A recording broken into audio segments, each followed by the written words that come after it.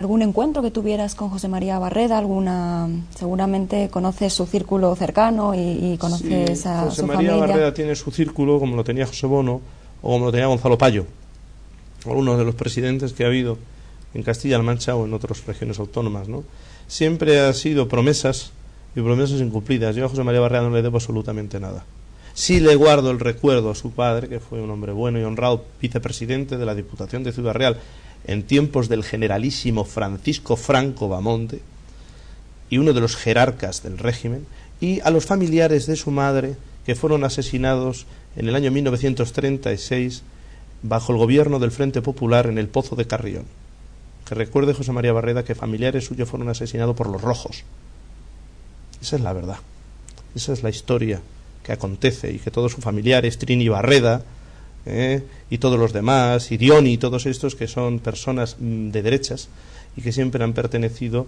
Incluso le hizo un libro que se llama Caciques el Lector, que fue uno de los mejores libros que se han hecho de la tesis doctoral. José María Barreda es un hombre muy válido como catedrático de historia, magnífico, yo de los mejores que yo he conocido.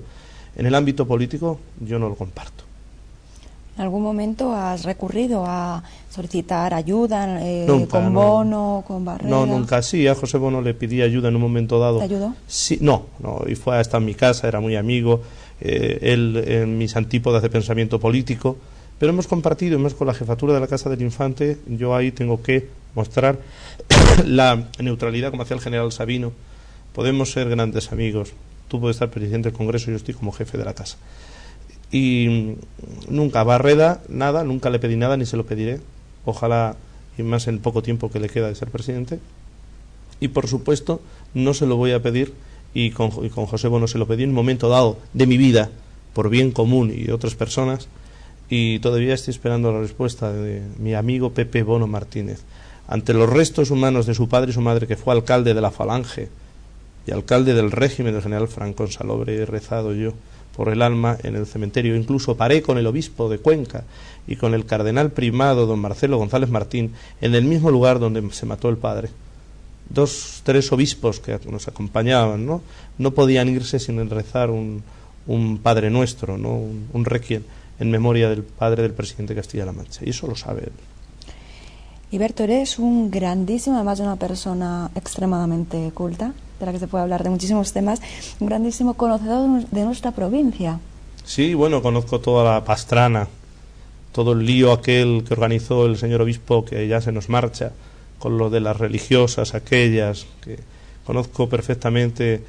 Guadalajara es muy importante. El retablo de Giraldo de Merlo, hay 3 retablos de Giraldo de Merlo en la Catedral de Sigüenza, en Guadalupe, en Cáceres y en Ciudad Real, desde el gran autor Giraldo de Merlo, que es uno de los grandes escultores y tallistas que ha tenido nuestra España, ¿no?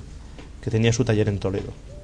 Y conozco, claro, que por cierto me sorprende mucho que el hombre que más hecho por la catedral, y se lo dije a don Felipe Peces Rata, que era uno de los canónigos de la catedral, don Federico García Sanchís, que dio tantas charlas e hizo tantísimo, paralizaba una nación en los años 40 con sus charlas radiofónicas para poder recaudar dinero para la reconstrucción total de la catedral de Sigüenza, y que no tenga ni siquiera una calle o un monumento pétreo o broncíneo, ¿no? En los alrededores de la catedral, como recuerdo, como gratitud y solicitud de generosidad del pueblo de Sigüenza a un hombre que gracias a él se reconstruyó la catedral y que se puso al espíritu de servicio de la catedral, llevando a los más grandes e insignes artistas de España para reconstruir las llagas que hicieron los que eran los indios, los que destruían, los que quemaban los templos, porque en el bando nacional no se conocía, los bandos del levantamiento, los fascistas, no quemaban templos, ni archivos, ni bibliotecas, ni quemaban, ni se llevaban fuera de España las obras de arte, y mucho menos el oro del Banco de España, que llevó una parte a Francia y otro a los Montes Urales, estamos hablando en Moscú, el oro de Moscú, más luego el Vita, habría que hablar del Vita, que es el buque Giralda, que era del rey Alfonso XIII, y que se llevó todo el oro del Jare, para que vivieran los exiliados de primera clase, porque los de tercera estaban muriéndose en los campos de concentración que había en Francia, en Dargeles, custodiado por senegaleses de 2 metros. Supongo que estarás perfectamente al tanto del cambio que se va a producir ahora en abril del obispo. Sí, bueno, este tipo de obispo que habéis tenido aquí en Guadalajara es un tipo ya pasado de moda, como lo era Rafael Torija, obispos de la puerta de atrás, que hacían algunos de ellos en contra del régimen del general Franco. Cuando el barco del régimen hacía aguas, las ratas se lanzaban inmediatamente al mar, ¿no? Eran los obispos pasado de moda, cursis, que mi amigo de la Cigoña habla tanto en su página, ¿no? Efectivamente, estos obispos están pasados, como don José Sánchez está pasadísimo, tenía que haber sido hay obispos con dignidad, como fue Castellanos y como fue Busarrais, que se marcharon de Málaga y de Palencia inmediatamente, porque nunca tuvieron que ser obispos. Es obispos en las misiones, perdón, en las misiones, y aquí no, en un estado capitalista como es España, no pintan absolutamente nada. Hay obispos que han hecho más daño a la Iglesia Católica que Pinochet a cualquier democracia.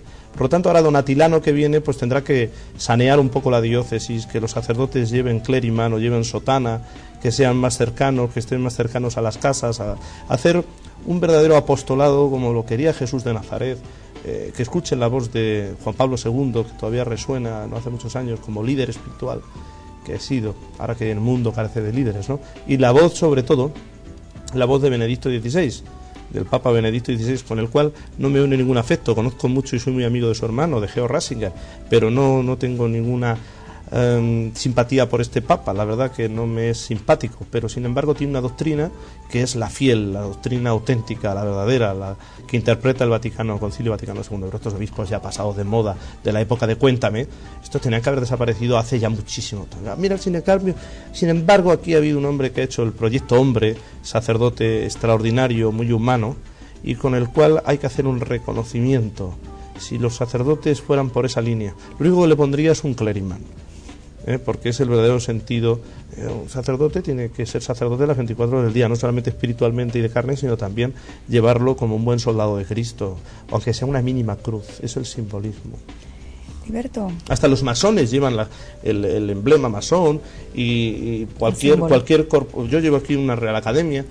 Creo que llevar una crucecita en algún sitio, aunque la llevemos espiritualmente cargada, como decía el padre Juez, no vendría de menos. Sobre todo tendríamos que volver al principio de la obra perdida, como decía Juan 23. Interesantísimo, desde luego, todo lo que estamos compartiendo contigo. No, pero es verdad, es cierto. Sí, sí. Como dice Jaime Peñafiel, lo que es verdad es verdad. Y así queda dicho. Hace unos días has cesado, además de forma voluntaria. Sí, libre, como decía Suárez, libre y voluntariamente. De tus funciones. ¿Una retirada a tiempo, Liberto, es una victoria? Siempre. Es decir, yo no solamente me he ido por cuestión de televisión, no, sino yo tenía una falta de sintonía con el infante de España en el sentido de sus comportamientos internos y externos, que yo no estaba de acuerdo. Había una serie de circunstancias que a mí me habían puesto en cierta tesitura grave con Zarzuela, debido a la manera de ser de don Leandro Alfonso, que es un hombre bastante peculiar.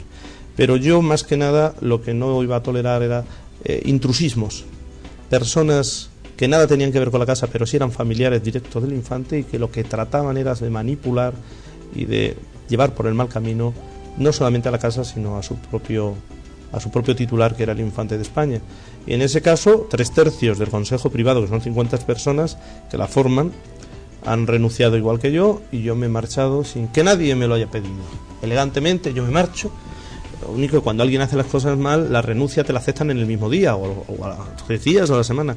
El infante ha tardado la friolera de casi 2 meses. Yo me he marchado, cumplí con mi obligación, donde se han alcanzado grandes éxitos dentro de la jefatura de la casa. Cumplí con lo que se me encomendó, y ahora, mirando el otro día el retrato del general Sabino Fernández Campo, recuerdo las palabras que me dijo cuando comenzaba mi andadura en este ejercicio de la jefatura. Efectivamente iba a tener muchos sinsabores, y veremos si no repiten los mismos pasos que yo tuve la mala suerte de seguir o de encaminarme en Zarzuela. Es decir, en pequeña escala, sin comparación con el general Sabino. Sí es cierto que yo he experimentado, no la noticia, sino mi experiencia personal. He pasado por el mismo trance biográfico prácticamente que el ex jefe antiguo de la Casa de Su Majestad el Rey. Los Borbones son muy especiales.